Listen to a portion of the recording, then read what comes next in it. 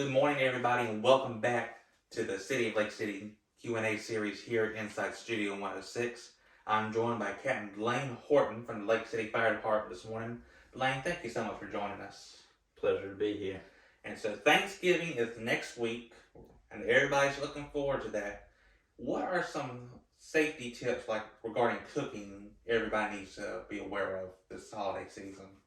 So Thanksgiving is one of the leading holidays where cooking fires occur.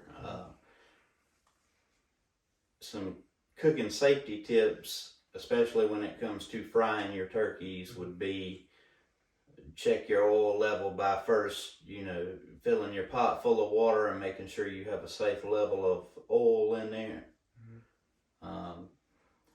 As well as keeping a thermometer handy so you can make sure your oil's not getting too hot. Keeping a lid close by so if something does happen, you can cap it off and turn off your gas and stop your turkey fryer. As well as in the kitchen, cooking safety, you want to keep lids close by. If you have a fire on your stove, you can put your lid on the pot or pan and you can cut off the eye on the stove.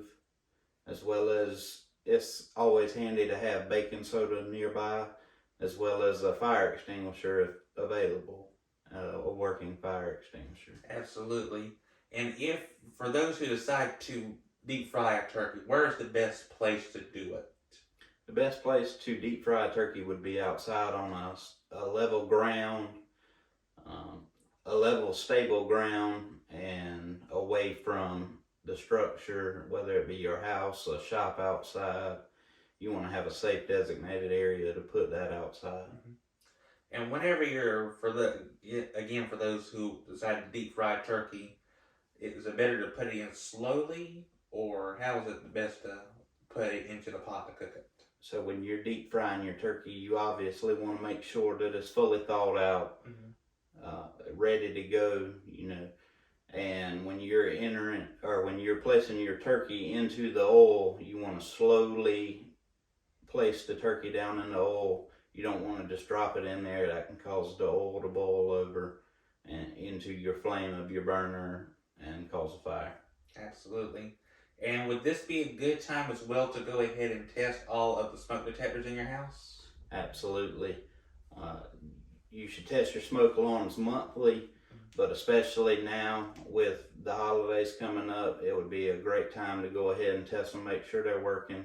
If they're not, we have a program at the fire department. If you call, we will come out and put you up some smoke alarms. So Blain, being in the kitchen as well, especially if you're going to have little ones nearby, what are a few things you need to keep in mind whenever you're in the kitchen with the kids?